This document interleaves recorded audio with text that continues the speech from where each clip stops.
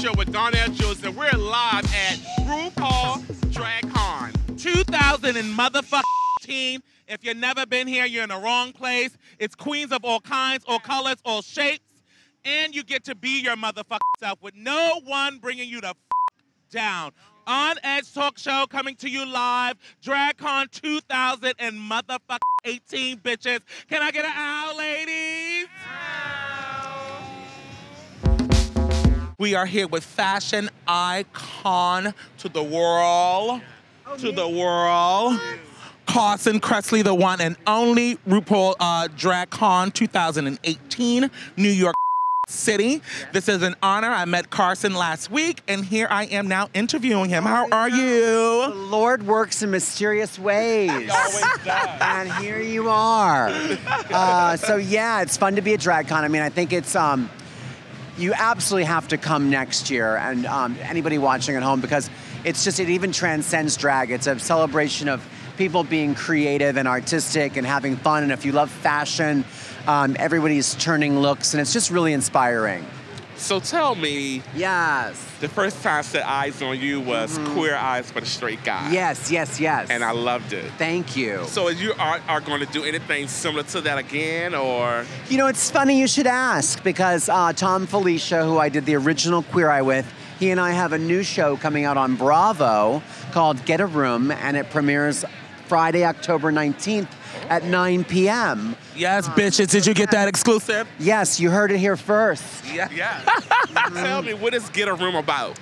Get a Room is about anonymous sex. No, it's yes, that too. About it's an interior design show, and we do amazing home makeovers every week, and we do some really big, giant, you know, fun, glitzy, Real Housewifey kind of houses, and then we do some more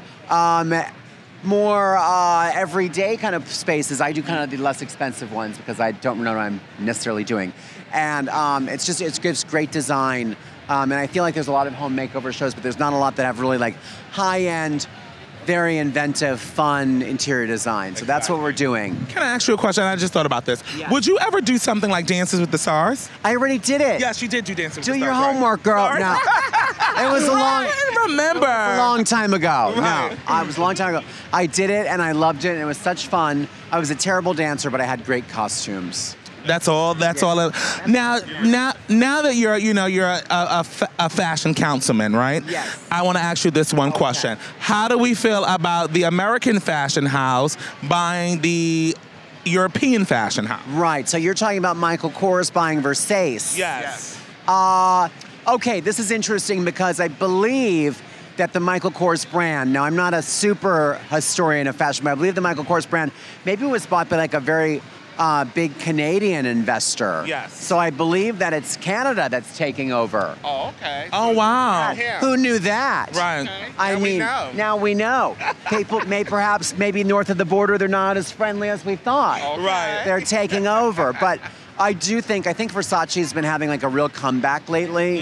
And you've been seeing a lot of their stuff on red carpets. And I think that, I think that they would be wise to keep the DNA of the brand and at home. Gianni, and then of course, taken over by Donatella. It has so much authenticity, and I think that's why it stayed around for so long. So I hope they keep that. Let me ask you this question. Are you surprised that they're actually doing that after he has built this brand and passed it on to his family members? Right. I'm a little surprised that, that they would, would sell it, but there's so many legacy brands like Ralph Lauren, Tommy Hilfiger, and sometimes they get taken over by a board of directors, or just people sometimes families aren't interested and they want to keep the legacy alive. So keeping the brand and Gianni Versace's legacy alive is something that they're probably looking to ensure. So I'm happy about that. What about you? What we got going on? Oh my gosh, me. What's next for Carson, bitch? Okay, so I have the new show, Get a Room. Yeah. It's on every Friday night this fall on Bravo at 9 p.m. October the 19th. October the 19th is a premiere. And then, of course, we have season 11 of RuPaul's Drag Race, season 4 of All Stars will be coming up very soon. And yeah, I think that's it. That's enough. I'm tired. Well, we're going to wrap it up. Thank you, Carson, for having us. You're so welcome. It's a pleasure to I feel really good in between here. Yes, get all these breasts. Look at that. I'm the creamy filling, honey. Yes. On that talk show, Darnell Jews, RuPaul DragCon 2018. Carson Kressley, fashion icon to the world, bitches. Don't forget his new show, Bravo, October the 19th. It premieres. Got that exclusive here, bitches, with On Edge Talk Show. Amanda Pora, how are you, darling? I'm wonderful. How are you? I'm great. You look so fabulous, as always. Oh, thank you. So tell us, who you representing today? Alcone Cosmetics. And tell us a little bit about Alcone Cosmetics. Alcone is known for theatrical makeup, so they have everything for the stage and for performers, and also regular makeup as well. Nice, and that's what you're wearing. Yes. Nice, it looks great on you too. Thank you. As we said, we're interviewing the legendary icon, right? At that Harper's Bazaar thing, like Naomi Campbell said, there was no icons. If Amanda Lepore was there, baby, that's definitely icon. What would your advice be to anyone who would dare want to step in the shoes of Miss Amanda Lepore? To be very disciplined.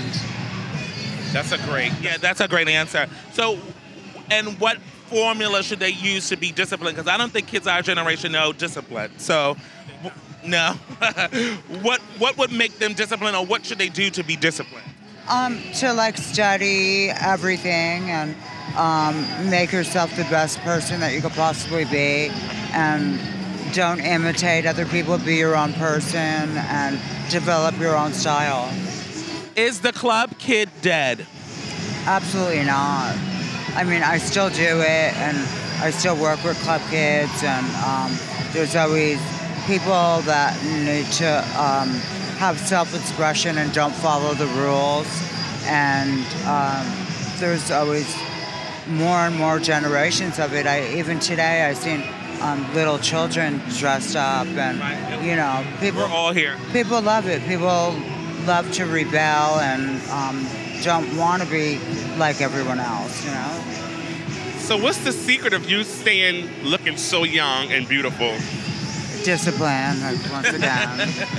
Yeah, So I think. not partying every night, anymore, and that kind of thing. Well, I party, but you know, maybe if I have to get up early the next day, I won't drink or something like that. If I want to have a dessert, I'll have a salad, and you know, you just kind of.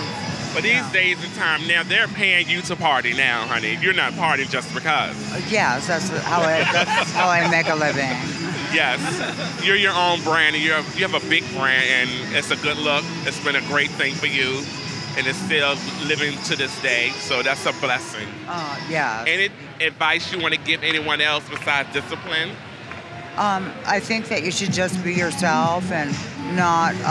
I know it's really hard for kids that live away and they're under so much pressure and everything, but just remember that as many people that are making fun of you and that hate you, there's the other side that loves you, and you'll get out of there and will be happy and have great friends. We have one more question, then we're gonna wrap it up. Now you know I'm a bitch, so I have to give you the wow factor, right? Any more album covers from Amanda Lepore? Absolutely. Right. Get ready, bitches. She's coming for more album covers, more fashion brands, more makeup, more everything. It's Miss Motherfucking Amanda Lepore, DragCon 2018, On Edge Talk Show with Darnell and Jules, icon, legendary, Amanda Lepore, honey. Ongina. You know, she just cursed us out for not knowing what season she's on. But what's going on? What's new? Just my 10-year glow up, you mad? Nothing, I just actually became a full-time drag queen as of last year. Okay. Exciting stuff. I love being a queen, actually, and I never really thought that it could be a full-time career until all the queens were basically like, you're Ongina, you can make it happen, and I'm making it happen. So tell me, where you get the name Ongina from? Well, God didn't bless me with a certain kind of Ina, so I made myself an Ongina. So what does the On stand for? Well, it's Ong, O-N-G, Ong, which is my sorry, middle sorry. name. Mm-hmm. And then Ina comes from a certain kind of Ina that I wasn't blessed with. So what would Clever, right? I'm funny. what would your advice be to someone that? Oh, sorry. I didn't mean it. It's my oils. My African oils are doing that to her. Oh my God, I'm so sorry. Fine. Okay. That was from this morning. She's regurgitating from this morning. Look, so what would your advice be to someone who might want to do this and be at DragCon and don't really know what to do? Okay, so if you want to come to DragCon, first thing is first, wear really comfortable shoes. 2, if you're planning to see one of the more famous ones, like on the recent seasons, you're gonna need to plan to come here as early as you can so that you can run to their line. And then when you're done with that, you come to mine. Because I don't have no line. Up. I see the clouds casting over the sun. It's all friendly jabber. Jibby jab jab. So what's next for you? What do you want to do next? What do you want your brand to go? Where do you want it to go? And where do you see my yourself? aesthetic is continuously growing. I have a lot of friends that really help me reference an evolution to my drag and the artistic vision and the persona of it. I want to continue performing and traveling the world, obviously. I'm currently working with Amphar for Epic Voices, which is a new campaign, which is a countdown to the cure. It's a new conversation and a new approach to removing the stigma with HIV and AIDS and having a conversation with the younger generation and the millennials. And I think that's really important because a lot of people think that HIV and AIDS is no longer a problem. And we have to continue to remind, especially the younger generations that think that it's not, that it's there. And just keep slaying the motherfucking game, bitch. So let me ask you about this beautiful crown you're wearing. Was this custom made? Well, you know, I need the mic. Sorry. Well, because I'm gonna get loud. Well, you know what I figured was I'm never gonna get the one, so I made the one. And the one is the Right, it's hot. Actually made out of paper. Oh, get out of here. Yeah, so TSA approved it, and it was good. I'm at this bitch at the TSA.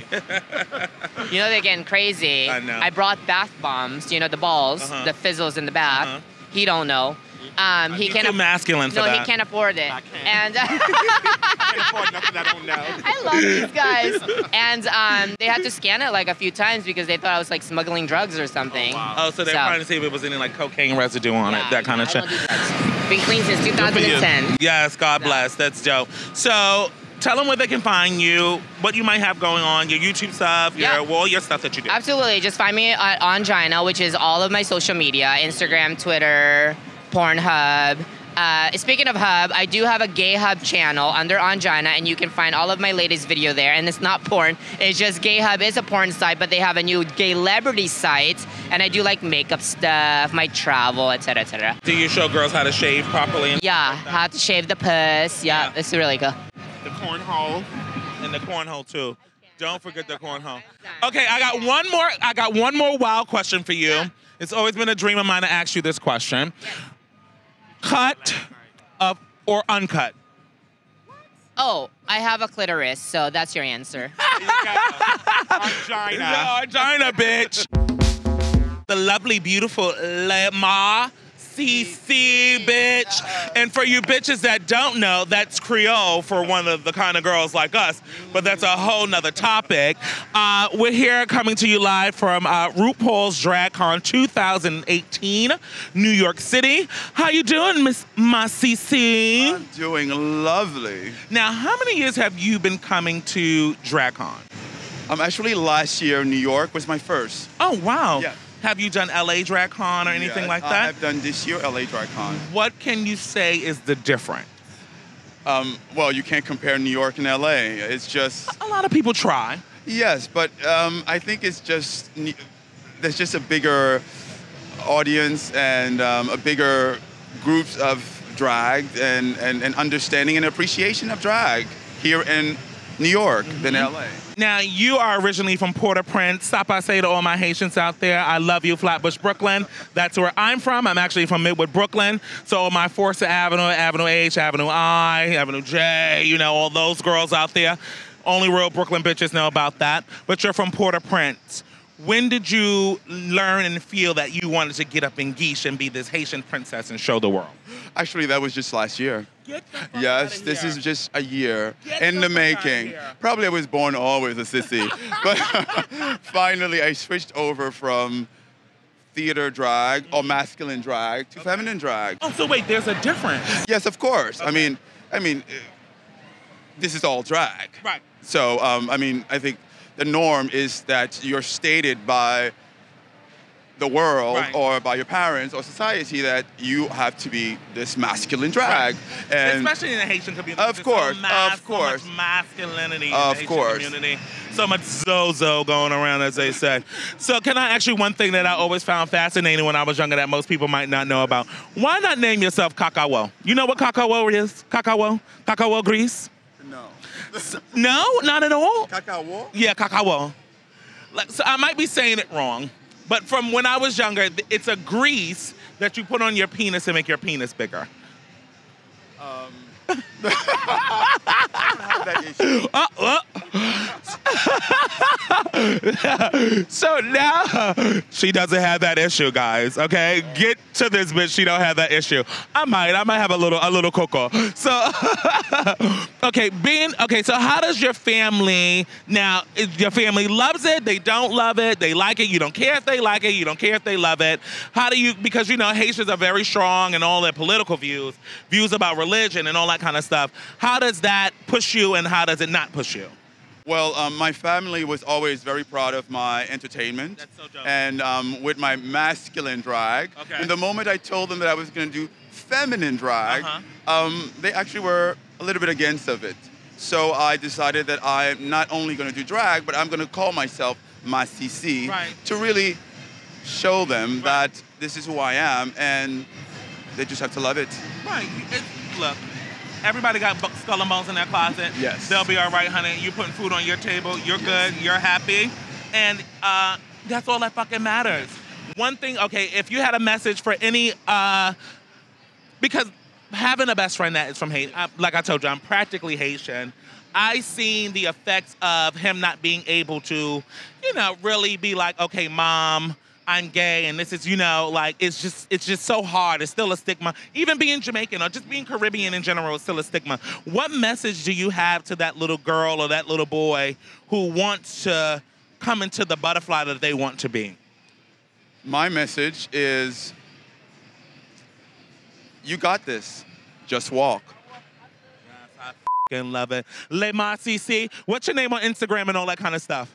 Love Masisi. That is Masisi. Get at her, bitches. I'm here with Severity Stone out of Boston. When I was walking around and we were interviewing the other girls, I seen her and I had to get all in her motherfucking business. Shout out to Beantown, Boston, you know what it is. And I just have one question for you. When the trade, you know what trade is, right? That's a universal word amongst our community, right? When the trade know that you dress up, because I dress up for the trade sometime in geesh and put a little beat on, do they want you to be in costume sometimes or no? Well, as of the past 7 or 8 years, I've been with one person. Oh, Lord. Does he like it? Yeah, he does it too. His name is Coleslaw. We're both from Boston. Hi, Coleslaw. How are you? She's good, I think. Holding it down back home. But yeah, in general, I do get a lot of attention. Probably not so much in this look, but then again, you'd be surprised. Sometimes guys are into that, but I feel like in general, I don't know. It's kind of, they want you to be like one or the other. Right. So when did you learn that you were going to be this goddess? When did you learn? When did you want to get dressed up? What made you do this? And how do people support you or love you? Like how is it? Is it hard in Boston? You find it easier in New York? I mean, I don't have a lot of experience in New York. Most of my experience is in Boston. I've been making clothes and creating since I was a child. I started coming out to the scene and I basically looked up to the people that were doing it before me and kind of built up of that. And I started coming out and doing like club kid looks and stuff like that. And then I started to pick up on the drag stuff and it just kind of eventually stuck. Same. It's fine, baby. Look, we're not Webster's dictionary here, bitch. I suck dick for a living. You're fine. But yeah, our community in Boston is small, but it is very supportive. We have a lot of really awesome different talent there that sometimes doesn't get showcased enough. But I love it. I mean, I'm obviously here and I'm looking to expand and see the world and show them what I have and what I have to offer and continue growing and learning. So next year you'll have a booth here is what you're saying? I'm thinking about it. I'm not sure what I would sell. Zip ties. I know Home Depot is sold out as of right now because of me. You bought all of them. Yeah, I bought all of them. But I don't know. I make a lot of stuff. I make hats. I do jewelry and stuff, things like that. So who knows? Tell them your Instagram where they can follow you and all that kind of stuff, if you allow that kind of stuff, but where they can harass you, not harass you, but you know, only business, serious business inquiries only. We have no time to play games with you, mother. Tell them where they can find you, your Instagram and stuff like that. Universally, Severity Stone. I think Instagram is Severity, Severity _ Stone.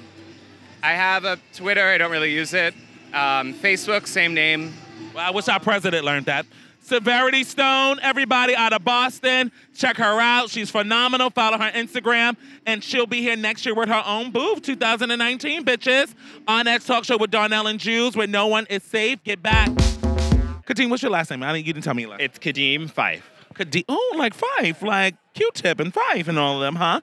So, me and you were chatting up earlier, and I know that you say you're a fashion designer. Where does a fashion designer fit in at DragCon? Right. So, yes, I've worked in the fashion industry for about 5 years. I've worked in Michael Kors, Burberry, Cartier, just to name a few. And earlier this year, I decided to start my own brand. So I launched Muxe New York. That's MUXE New York at .com, follow us on Instagram, all that jazz. I started in February, and here I am at my first DragCon.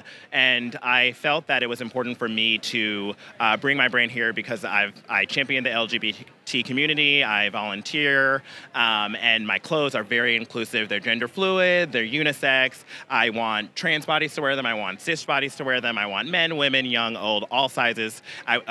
So the brand's very inclusive, and I felt like DragCon is a super inclusive place. So what better place than DragCon to bring my brand? So do you have a love for drags and trans illusionists also? Like, what's your favorite thing? What's your favorite thing been so far at DragCon? Favorite thing so far has been seeing like the young kids with their parents coming, because that just means that we've obviously made a lot of progress societally, where moms are like, oh, my son might be more feminine than masculine, or my son is a drag kid, and I want to bring him here, him or her. It's funny that you say that, because on the pamphlet that they give us as press, I'm sure you've seen it too, they had the statistic there, and 28% are kids that come here. Yeah. No, it's all kids, and I think that's been definitely the most inspiring, having a kid come over and it's like, I really love this shirt, and I'm like, you're 6 years old. Like, what are you doing in this place? Because normally we think of drag in this very adult sort of thing, and gay people especially have always been sort of marginalized to be, oh, that's adult, that's XXX, or, so now it's just like, DragCon is family friendly, and I really love it. And again, my brand is about all inclusiveness, so young, old, doesn't matter your race, doesn't matter your body type, doesn't matter your gender identity or expression. And so, yeah, I think it's interesting. And I love drag. Who doesn't like a good drag? Now, do you get up in geese sometime for the trade or no? I have done drag a couple times. I was Angel in Red. Oh, okay. So I do know how to apply a beat. Okay. Secure my wig, put on a stiletto, and work the stage. What's the weirdest thing you've seen at DragCon that even shocked you? Because there's always still that shock factor. I haven't seen that yet. Maybe it's coming tomorrow. I think tomorrow people are going to turn the looks out, and perhaps I'll be shocked then. But I don't shock easily. We talked about the fashion and you being a fashion designer and you used to work for Michael Kors and all that kind of stuff. How do you feel about Michael Kors buying the Versace house? I think it signals a unique change, if not a decline, in the industry, because in no realistic universe should an American sportswear house who considers themselves to be luxury be buying a true luxury fashion house from Italy. The Italian fashion houses are truly on another level, but their industry has been on a decline. So it's actually no wonder that Michael Kors is acquiring them. So I just think it signals an important shift that maybe America is finally ready to step into the real luxury stage. And I know that Michael is really trying to create this American luxury conglomerate to compete with like an LVMH. We have a long way to go until we're LVMH, but I think it's interesting. It's definitely a shift. 2 things you want to manifest for yourself after leaving DragCon. After leaving DragCon? Well, DragCon, I mean, because you're going to take a certain part of energy from here.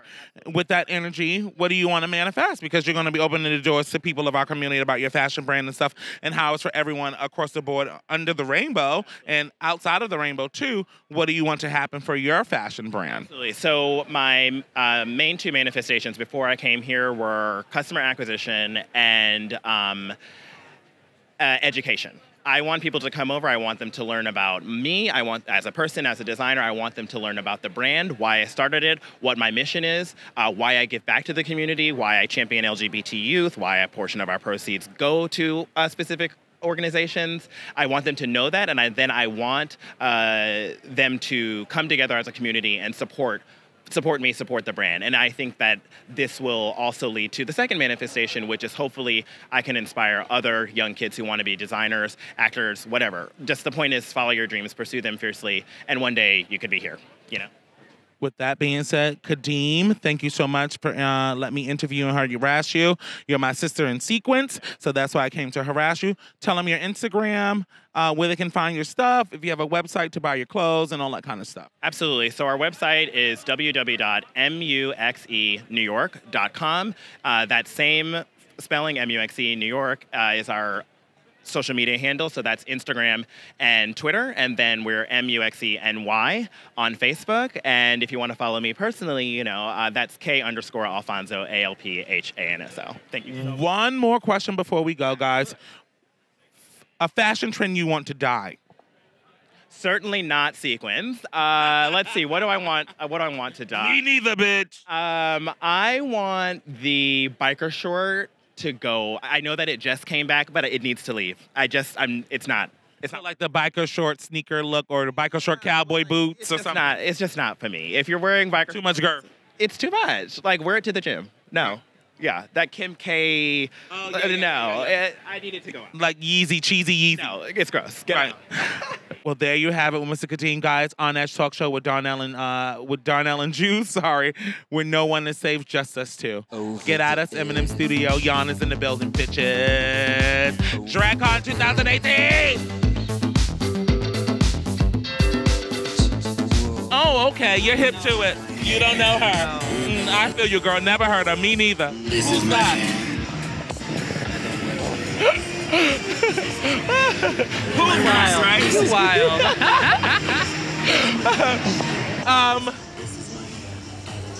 Yann is driving me crazy. Oh, Yann, I want to interview this boy here.